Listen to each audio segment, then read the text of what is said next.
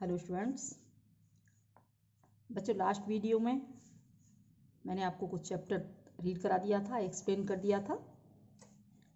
2 videos मैं आपको forward कर चुकी हूँ। अब ये अगली वीडियो है, आगे चलते हैं। इसमें थे कि रामस्वरूप और गोपाल प्रसाद यानी उमा के पिता और गोपाल प्रसाद शंकर के पिता दोनों आपस में बातें करते हुए अपने ज़माने पर पहुंच जाते हैं, अपने समय की बातें करने लगते हैं और नाश्ता करते जाते हैं। उससे आगे बच्चों, गोपाल प्रसाद समोसा उठाते हुए, कभी नहीं साहब, कभी नहीं, यानी वो समोसा उठाते हैं और उनकी बात का जवाब कहते हुए कहते हैं कभी नहीं साहब, ऐसा कभी नहीं, यानी हमारा जैसा समय कभी नहीं आ सकता। रामस्वरूप शंकर की तरफ मुखातिब होकर मीन्स उनकी तरफ देख कर उनकी तरफ संकेत करते हुए, आपका क्या ख्याल है शंकर बाबू? उससे प्रश्न पूछते हैं। शंकर, किस मामले में? रामस्वरूप, यही कि शादी तय करने में खूबसूरती का हिस्सा कितना होना चाहिए। अब वो शंकर से पूछते हैं कि जब हम शादी तय करें तो उसमें सुंदरता का, खूबसूरती मीन्स सुंदरता का कितना भाग होना चाहिए, कितना पार्ट सुंदरता के ऊपर ही शादी होती है, कितना भाग होता है जिसमें सुंदरता के ऊपर शादी होती है।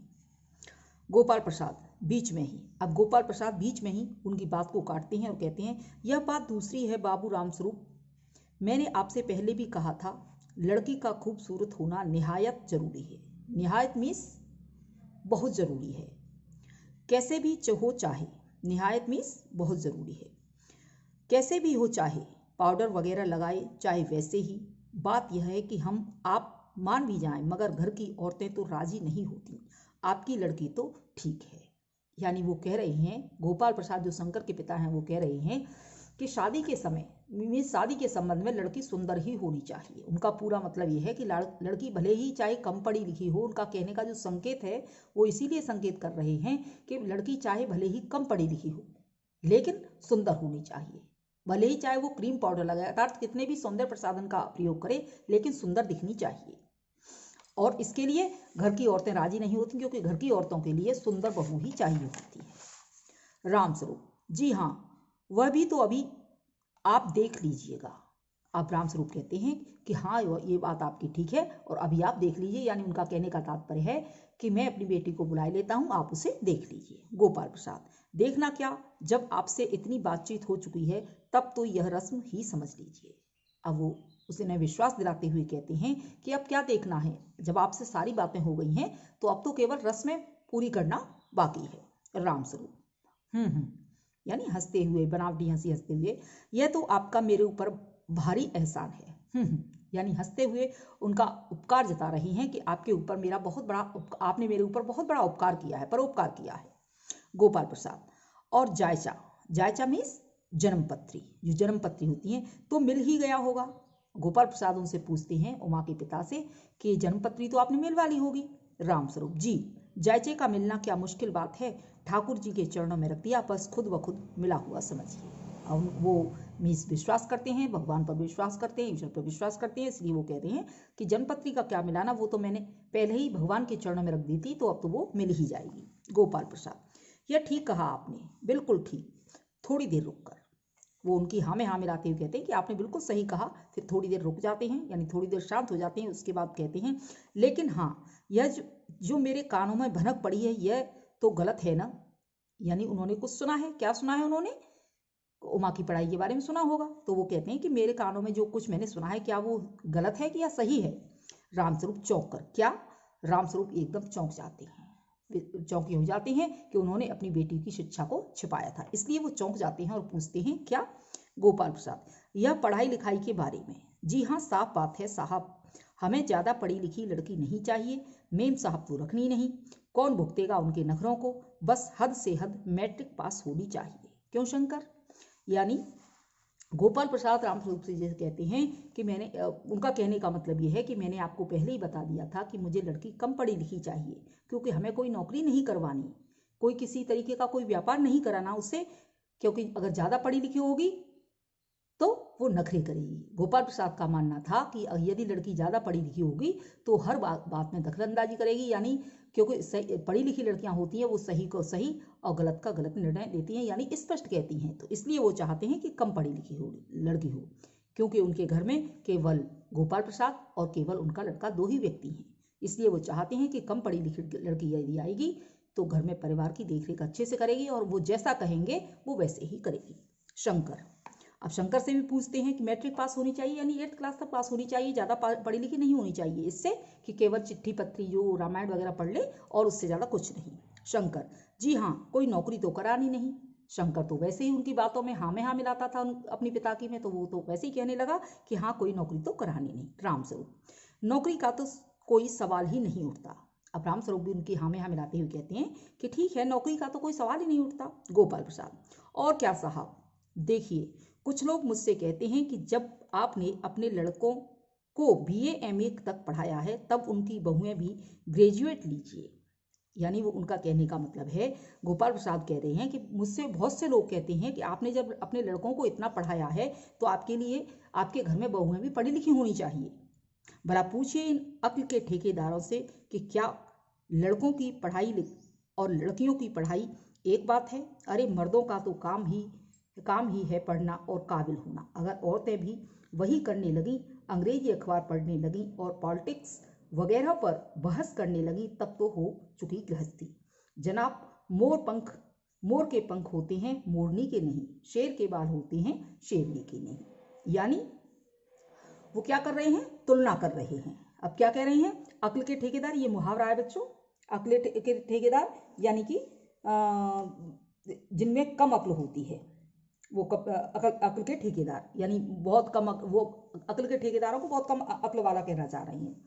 तो वो ये कह रहे हैं, कहने का मतलब कि जब वो लोग उनसे कहते हैं कि पढ़ी लिखी बहुएं चाहिए, तो वो कहते हैं कि वो अक्ल के ठेकेदार, अर्थात वो ना समझी। अक्ल के ठेकेदार मीन्स उन्हें कम असमझ है, इसलिए वो ऐसी बातें करती हैं कि घर में पढ़ी लिखी बहू चाहिए। हमें क्या करना है पढ़ी लिखी बहू के लिए?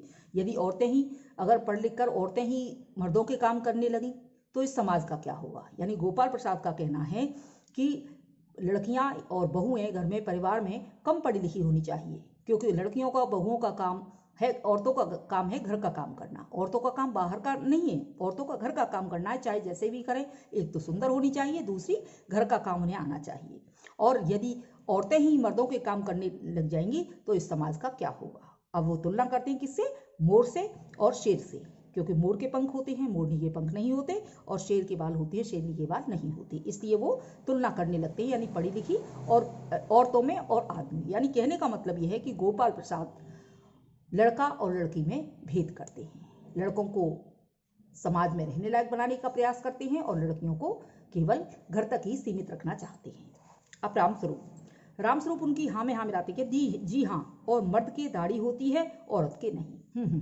यानी वो थोड़े से हंसमुख स्वभाव के हैं, तो इसलिए हंसी में टालते हुए कहते हैं कि हाँ कोई इसमें कोई बात नहीं, सही बात है, और मर्द की दाढ़ी होती है औरत की दाढ़ी भी नहीं होती।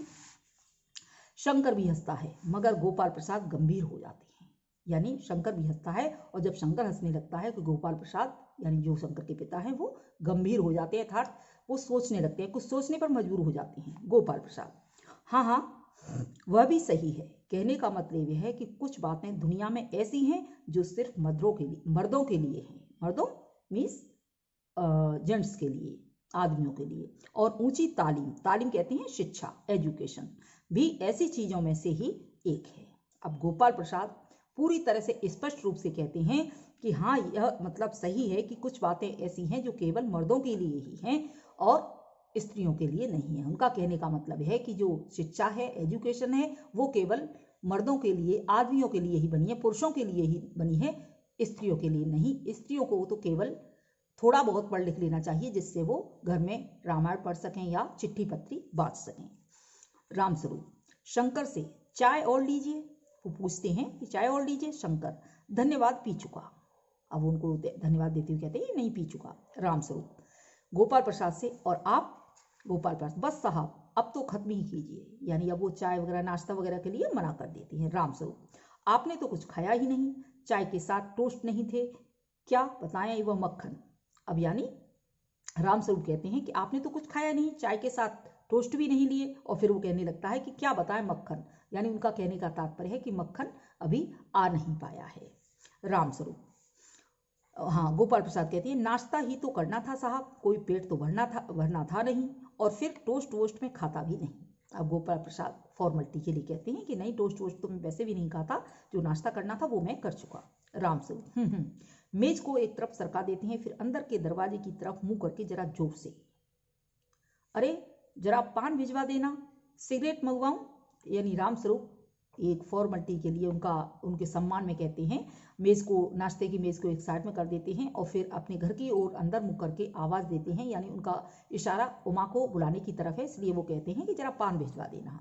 और उनसे पूछते हैं गोपाल प्रसाद क्या सिगरेट मंगवाऊं? तो पान भेजने वाले का मतलब कि वो उमा को भेज दे। गोपाल प्रसाद जी नहीं। पान की तश्तरी हाथों में लिए उमा आती है, सादगी के कपड़े, गर्दन झुकी हुई।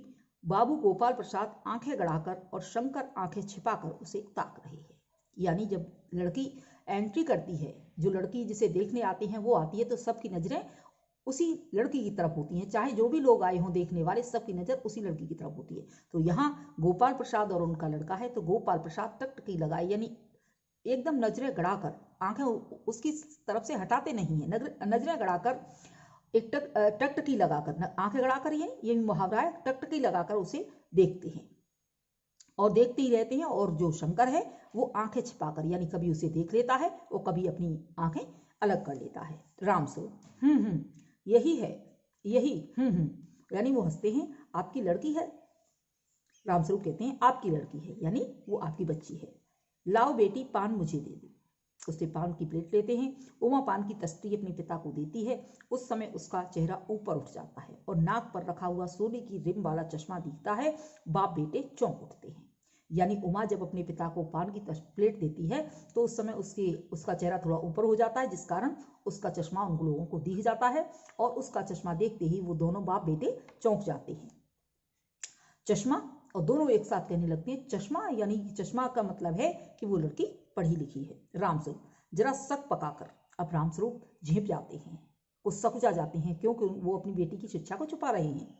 जी वह तो वह पिछले महीने में इसकी आंखें दुखनी आ गई थी, सो कुछ दिनों के लिए चश्मा लगाना पड़ रहा है। अब वो अपनी सफाई देते हैं, रामस्वरूप जी अपनी बेटी की तरफ से सफाई देते हुए कहते हैं कि कुछ आंखों में प्रॉब्लम हो गई थी, इस कारण से चश्मा कुछ समय के लिए ही लगाना पड़ रहा है। गोपाल प्रसाद पढ़ाई की वजह से तो नहीं है कुछ? यानी फिर वो पूछते हैं एक बार कि पढ़ाई की वजह से तो नहीं है ऐसा? रामस्वरूप नहीं साहब, वह तो मैंने अर्ज किया ना। अर्ज किया मीन्स मैंने पहले ही बता दिया। अर्ज करने का मतलब मैंने पहले ही बता दिया आपको। गोपाल प्रसाद संतुष्ट होकर कुछ कोमल स्वर में, बैठो बेटी। यानी उस बच्ची को देखकर, उमा को देखकर वो संतुष्ट हो जाते हैं, अपने मन में उनके मन में तसल्ली हो जाती है और वो बड़ी मीठी वाणी में कहती हैं बैठो बेटी। उसे उमा से बैठने के लिए कहती है। रामस्वरूप वहां बैठ जाओ उमा, उस तख्त पर, अपने बाजे के पास।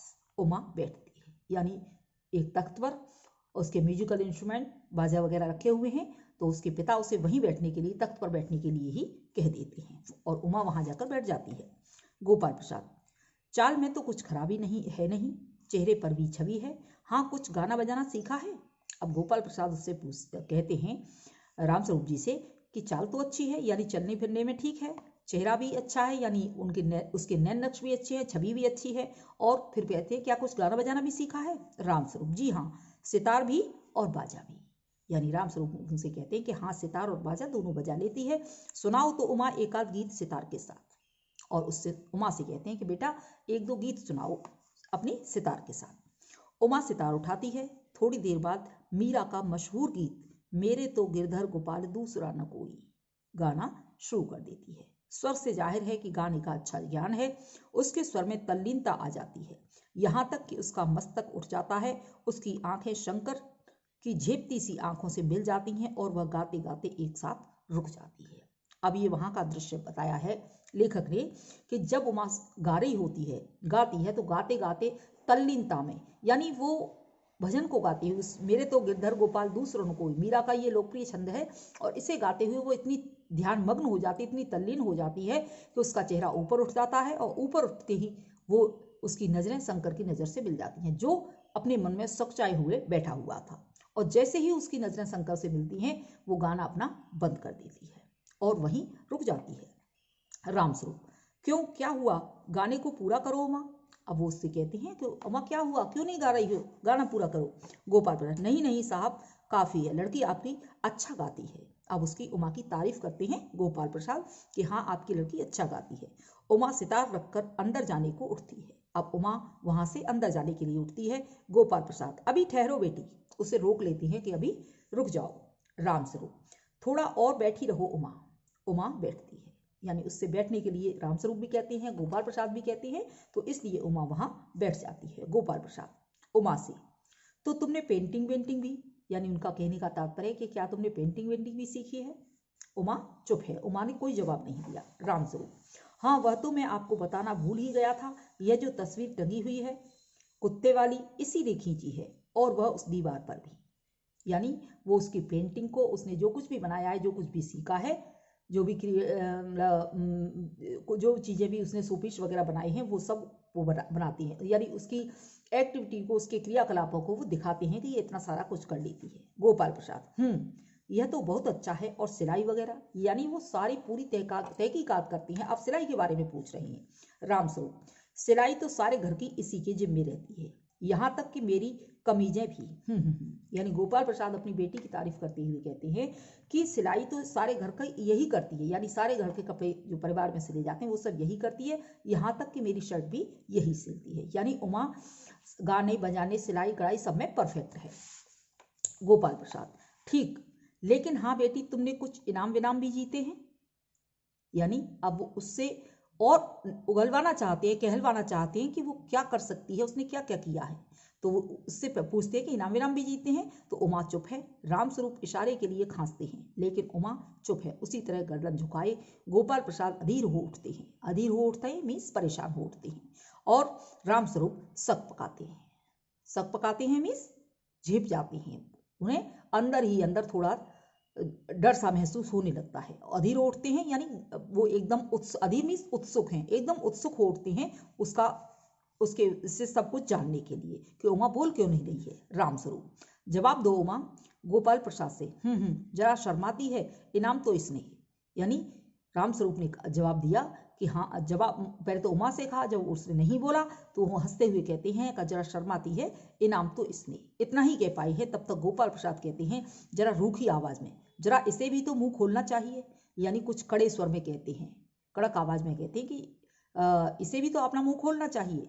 रामस्वरूप, उमा देखो आप क्या कह रही हैं, जवाब दो ना, यानी उमा के पिता रामस्वरूप उससे प्यार से कहते हैं कि बेटी इन्हें जवाब दो, ये क्या पूछ रहे हैं। उमा हल्की लेकिन मजबूत आवाज में, क्या जवाब दूं, यानी उमा की हल्की आवाज है, धीरे धीरे से बोल रही है, और लेकिन आवाज में उसके में मजबूती यानी सत्यता है उसकी आवाज में। क्या जवाब दूं बाबूजी, जब कुर्सी मेज बिकती है तब दुकानदार कुर्सी मेज से कुछ नहीं पूछता, सिर्फ खरीदार को दिखला देता है, पसंद आ गई तो अच्छा है, वरना, यानी उमा एकदम सही सटीक उत्तर देती है उनको, सटीक बिल्कुल सही जवाब देती है कि जब बाजार में जाकर मेज कुर्सी या कुछ उपभोग की वस्तुओं को, घर में लाने वाली वस्तुओं को यदि उन्हें देखा जाता है तो उनके क्या होता है, दुकानदार उन्हें दिखा देता है, और जो ग्राहक होता है तो वो देखता है, उसे पसंद आती है तो वो ले जाता है, नहीं पसंद आती तो वो छोड़ देता है, यानी वो अपने आप को उस कुर्सी मेज की तरह अपनी तुलना कुर्सी मेज से कर रही है।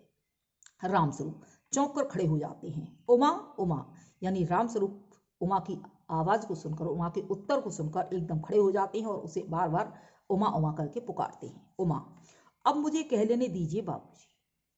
उमा अब कड़क स्वर में कहती है, यानी तीखी आवाज में कहती है, अब मुझे कह लेने दीजिए पिताजी, ये जो महाशय मेरे खरीदार बनकर आए हैं, इनसे जरा पूछिए कि क्या लड़कियों के दिल नहीं होता, क्या उनको चोट नहीं लगती, क्या बेबस भेड़ बकरियां हैं जिन्हें कसाई अच्छी तरह देखभाल कर, यानी उमा अब स्पष्ट बातें कहती है। वो कहती है कि ये जो महाशय, महाशय किसके लिए, गोपाल प्रसाद के लिए कहती है कि ये जो महाशय मेरे खरीदार बनकर आ रही हैं, इनसे पूछिए कि क्या लड़कियों के दिल नहीं होता, यानी क्या लड़कियां निर्जीव होती हैं, क्या वो कोई भेड़ बकरियां हैं जो उन्हें बोलना नहीं आता, क्या वो कोई गूंगी बहरी होती हैं, भेड़ बकरियां होती हैं, क्या उनको चोट नहीं लगती, क्या उनको दुख नहीं होता, ये सारी बातें उनसे कहती है। गोपाल प्रसाद ताव में आकर मीन्स थोड़े से क्रोध में आ जाते हैं और वो कहते हैं, बाबू रामस्वरूप, आपने मेरी इज्जत उतारने के लिए ही मुझे यहाँ बुलाया था, यानी उमा के पिता की ओर मुखातिब होकर उनकी तरफ होकर के कहते हैं कि क्या आपने मेरी इज्जत उतारने के लिए, मुझे बेइज्जत करने के लिए यहाँ बुलाया था। उमा तेज आवाज में, उमा फिर आप उमा की आवाज और तेज हो जाती है, यानी कठोर आवाज हो जाती है उसकी, जी हाँ, और हमारी बेइज्जती नहीं होती जो आप इतनी देर से नाप तोल कर रहे हैं। और जरा अपने इन साहबजादे से पूछिए कि अभी पिछली फरवरी में ये लड़कियों के हॉस्टल के इर्द गिर्द क्यों घूम रहे थे और वहां से कैसे भगाए गए थे। अब शंकर की कमियों को वो बताने लगती है। शंकर की ओर मुखातिब होकर कहती है कि आप मुझे तो इतनी देर से देख रहे हैं, क्या हमारी कोई इज्जत नहीं है? लड़कियों की कोई इज्जत नहीं होती, लड़की वालों की कोई इज्जत नहीं होती? आप अपने बेटे से पूछिए कि पिछली फरवरी में ही इन्हें लड़कियों के हॉस्टल के चक्कर लगाते हुए इन्हें पकड़ा गया था और वहां से किस प्रकार इनको भगाया गया था। यानी इनका नाम स्कूल से हॉस्टल से हटा दिया गया था और इन्हें हॉस्टल से भगा दिया गया, निकाल दिया गया था। शंकर, बाबूजी चलिए। अब शंकर अपने पिता से कहता है, बाबूजी चलिए। गोपाल प्रसाद, लड़कियों के हॉस्टल में? क्या तुम कॉलेज में पढ़ी हो? अब गोपाल प्रसाद और भी ज्यादा अचंभित हो जाती हैं और वो कहने लगती हैं, लड़कियों के हॉस्टल में? क्या तुम हॉस्टल में पढ़ी हो, कॉलेज में पढ़ी हो? रामस्वरूप बिल्कुल चुप है। उमा, जी हाँ, कॉलेज में पढ़ी हूँ। मैंने बीए पास किया है, कोई पाप नहीं किया, कोई चोरी नहीं की और ना आपके पुत्र की तरह ताक झांक कर कायरता दिखाई है। कायरता मीस? कायरता दिखाइए मीस, जो कायर होते हैं, जो बुरे गलत कार्य करते हैं, वही कायर होते हैं। मुझे अपनी इज्जत, अपने मान का ख्याल तो है, लेकिन इनसे पूछिए कि ये किस तरह नौकरानी के पैरों में पड़कर अपना मुंह छिपाकर भागे थे।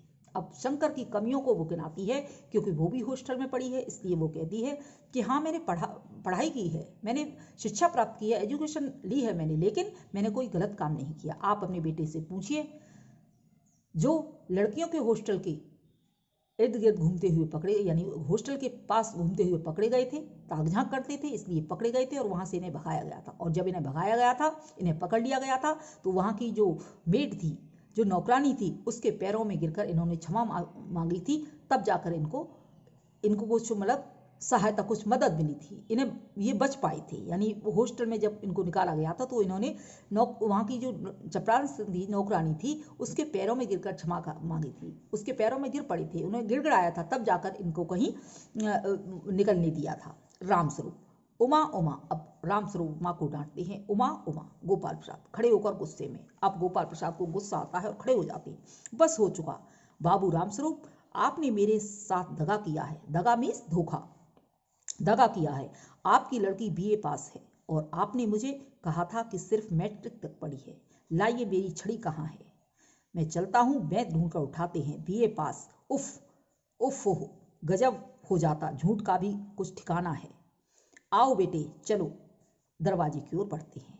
यानी गोपाल प्रसाद बहुत गुस्से में हैं, बहुत क्रोधित हैं, क्योंकि उन्होंने रामस्वरूप जी ने, उमा के पिता ने उसकी शिक्षा को छुपाई थी, और जब उन्हें शिक्षा का पता पड़ा कि उमा पढ़ी लिखी है, तो उन्हें और भी ज़्यादा गुस्सा आ गया, और फिर भी उसने शंकर की कमियों को गिना दिया, तो उन्हें और भी ज़्यादा गुस्सा आया। इस कारण वो गुस्से से अपने बैग को लेते हुए बाहर की ओर चलते हैं, यानी अपने बेटे से कहते हैं चलने के लिए, और बाहर दरवाजे की ओर वो बढ़ते हैं। उमा, जी हाँ, जाइए, जरूर चले जाइए, लेकिन घर जाकर जरा यह पता लगाइए कि आपके लाडले बेटे की रीढ़ की हड्डी है भी या नहीं, यानी बैकबोन।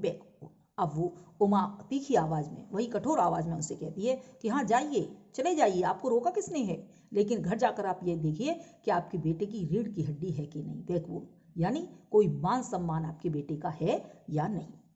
बाबू गोपाल प्रसाद के चेहरे पर बेबसी का गुस्सा, बेबसी मीन्स मजबूरी का गुस्सा है, और उनके लड़के के रुलासापन में लड़का जो शंकर है वो ऐसा रुआसा हो रहा है, रोने वाला है। दोनों बाहर चले जाते हैं। बाबू रामस्वरूप कुर्सी पर धम से बैठ जाते हैं। उमा सहसा मिस अकस्मात चुप हो जाती है। प्रेमा का घबराहट की हालत में आना, यानी उमा इतना कहकर उमा तो चुप हो जाती है। रामस्वरूप दुखी होकर, परेशान होकर कुर्सी पर बैठ जाते हैं, उसे खड़ा नहीं हुआ जा रहा, और घबराहट पे उसकी उमा की माँ जो प्रेमा है वो जल्दी से उधर आती है। प्रेमा, उमा उमा रो रही है, यानी प्रेमा उमा से आवाज दे रही है, लेकिन उमा रो रही है। यह सुनकर रामस्वरूप खड़े होते हैं। रतन आता है, यानी जब वो प्रेमा आती है तो उसकी आवाज को सुनकर रामस्वरूप जी खड़े होते हैं, और रतन तभी आता है क्योंकि रतन को उन्होंने मक्खन लेने भेजा। रतन, बाबूजी मक्खन। अब वो कहता है कि बाबूजी ये मक्खन। सब रतन की तरफ देखते हैं और पर्दा गिरता है। पर्दा गिरने का मतलब यहाँ एकांकी खत्म हो जाती है। वो रतन की तरफ देखती हैं और पर्दा गिरता है, यानी एकांकी यहाँ समाप्त हो जाती है। तो बच्चों, ये एकांकी आपने पढ़ी, आपको कैसी लगी, अपने विचार अपनी नोटबुक में लिखिए। और इसमें इस एकांकी के बारे में ये भी देखिए कि आपका क्या कर्तव्य बनता है समाज के प्रति, परिवार के प्रति, लड़कियों के प्रति, लड़की लड़के में भेद के प्रति आपका क्या कर्तव्य है, आपका क्या मानना है, क्या होना चाहिए क्या नहीं होना चाहिए, ये आप सोचिए और अपनी नोटबुक में मेंशन करिए। ओके स्टूडेंट्स, इसका वर्क मैं PDF में फॉरवर्ड करूंगी आपको। Okay students, thanks.